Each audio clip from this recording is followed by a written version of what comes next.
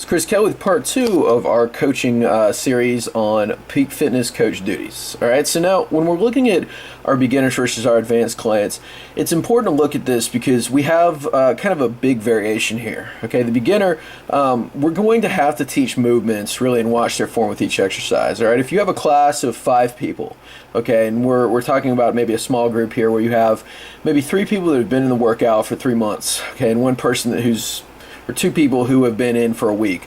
Those 2 people are going to take up the majority of your time. All right, you're going to introduce the circuit. You're going to demonstrate the exercises, and then really the majority of your time are going to be spent with the newbies, because the thing is, we're going to have to teach them movement and watch their form. They've never done these things before, whereas the others, they've done split squats before, they've done push-ups before, so they can know what to expect. Whereas these new people, it's like we're loading software. We're teaching these things for the very first time. So we want to watch their movements to ensure that they're correct. We really want to use the majority of our time to ensure that they're doing the right thing there. These people are also going to require more oversight and motivation. Okay, and that's not just from you. That's the entire class. So even before class, you might talk to your more experienced members and be like, look, these people are new in the class. They're a little bit apprehensive about working out today. Just make them feel welcome. Introduce people in the beginning, really, and just get that community flow going. That's the biggest thing, is that we integrate these small groups, and that's what I really like about groups of 3 to 5, is that it's not big enough to get cliquish, and the group kind of acts as the motivators there. But you, as the coach, you're the MC. You're the people. You're making the proper introductions, and you're making sure that the others they're all participating together. Okay, so make sure that those people are going to be watched over in particular. For our advanced clients, and these are program design clients and people that have been in our small groups for longer, our goal here is just to spot and adjust movement as necessary. These people are going to require less oversight and motivation, because they already know the deal. They know why they're there. They're committed. These people are solid, and we know that we can count on them. All right, so now moving on. Okay, we talked about what we ask you to do. Now we're going to talk about accountability. Okay, because this is one of the most important things in terms of keeping our clients there. Okay, Fridays are our check-in day. All right, and this is oftentimes in the past what we found is that clients fell off on Fridays. If we didn't give them a reason to be there, they wouldn't. All right, so Friday has become our kind of de facto testing day, where every week we're doing weigh-ins and we're doing body comp testing. We do Polaroids every 2 weeks. Okay, we check their nutrition logs, and we talk to them about their habits. All right, it's as simple as getting the group together in the first week, having kind of a group powwow about, goals, goal setting. Everybody fills out a form. They pick their habits. We write them down, and then we say at the end of each week, did you do this or not? Okay, and we'll definitely go over this a little bit more, but the key is that every week that we're checking on these things. Take an extra 10 or 15 minutes to do this on Fridays, because Friday is our circuit day, as you remember. It's our Friday throwdown. So, if you take an extra 10 minutes at the beginning or into class to go through this stuff, the clients are going to be gassed anyway. So we really want to place focus on this, because this is the kind of the keystone to keeping them there. Also, during the week, what we're going to ask you to do is just text or Facebook message the clients. Get your clients' email addresses, add them to your Facebook, add them to your phone, and just text them as often as possible. You can do group texting, but speaking from experience, this makes all the difference in the world. Do something stupid. Send them a stupid joke. I do that all the time. They love it or they hate it, but it creates fodder and discussion. And that's the more you can do that, the more you're going to engender relationships, and that's important.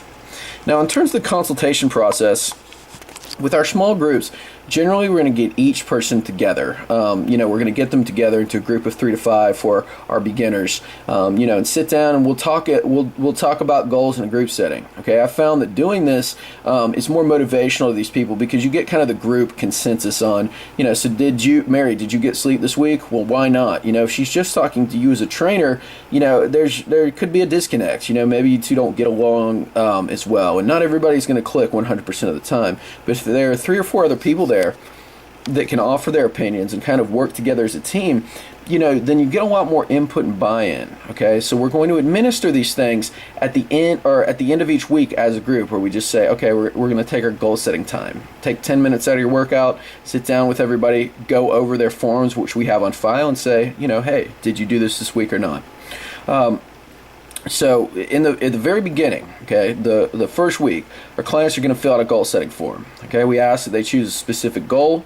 We figure out whatever interest, something that they can be interested in. Okay, so maybe it's running. Okay, maybe it's cycling. Maybe it's anything that they can view as fun versus exercise we want to do. Okay, and from there we're going to connect them with whatever particular group. So if they like cycling, for example, maybe we have them do a triathlon group or whatever. But as the coach, your job is to do some research on that and to connect them with the right habits.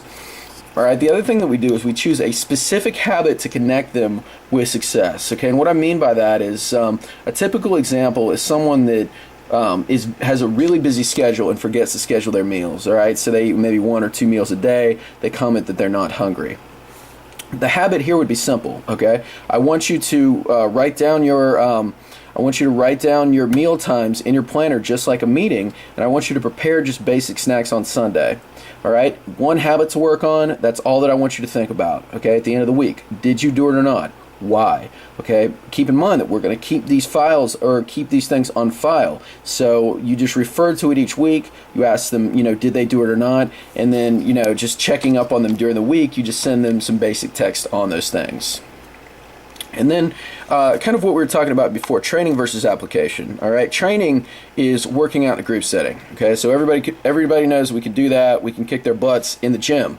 But if we don't, it could be a killer workout, but if they're not doing stuff outside of the gym to reinforce that, then they're not moving around enough to really make any change. All right, so application to me is performing exercises they consider fun amongst friends. Okay, and one example of that is we have a running club. They run the lake, run Lake Hollingsworth here in Lakeland, but they kid around, they cut up, they have fun with one another, and then that sort of that atmosphere transfers into our group setting where we start to get banter and we talk, and that's a good thing. Okay, so it could be a team sport. It could be a cycling club. It could be a running club. It could be really anything. I mean, it could be just a bunch of ladies going out to dinner. It doesn't matter. Just some sort of group activity. Maybe something with their kids. Just something where they can be active, where it's not perceived to be exercise, but they are burning calories. Okay, and the key is figuring out what the clients enjoy and then connecting them with that. Okay, so some examples for team sports would be kickball, basketball, soccer. Running club would be pub runs, Saturday fun runs. And then I found a lot of success with a website called meetup.com. There are meetup groups for truly everything. I mean, from laser tag to rock climbing. So there's a lot of different things that you could do. But, as the coach, we really need to be doing some research on this and just figuring out, what is a good solution for each client. All right, so in terms of a client's off-day program, all right, we have a standard program that we're going to give to all of our beginners, all right? For cardio, they're either going to be doing the couch to 5K or they're going to graduate into just the basic cardiovascular routine. Okay, we have a home strength training program, and then we ask that they perform our standard mobility routine. Okay, standard mobility routine is what we teach them in day one. Okay, the very beginning. Okay, that's something that you're going to review as homework this week. The key is that we're teaching our clients this. We're not worried about specific corrective exercise or anything like that right now. We're just teaching them the basics, and we're letting them work out the kinks. All right. For nutrition, if applicable, we're going to place them on what is called the schedule-friendly diet. Okay, and this diet is pretty schedule-friendly. It's we'll go over this in a subsequent video, but it's simply a shopping list where they're going to plug in meals from different categories. So it's kind of idiot-proof, really. And then in terms of optional things, we also have circuits on our website. We have ab circuits. We have daily circuits that they can do at home as well. So there's a lot of different things that they can do. But again, the key is that we provide them support material to do that. So this is the off-day program that we're going to send each client and that we want you to be familiar with. In terms of client recruitment, the best thing that we can do is in terms of a sales tool, all right, is our referral policy. All right, we're going to give a $50 bonus per client referral for people that refer us clients, and we're going to give them a 50% off training for a one-to-one referral, or if they refer us 2 clients, I'm sorry, for one referral. If they refer us 2 clients, they get a month for free. Okay, so you want to mention this stuff frequently. Actually, for now, nix that $50 bonus.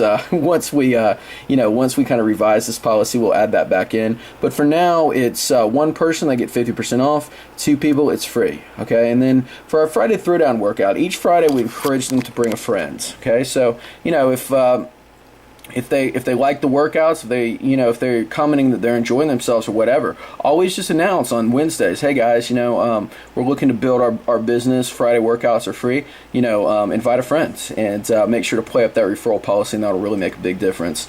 So what to review this week? All right.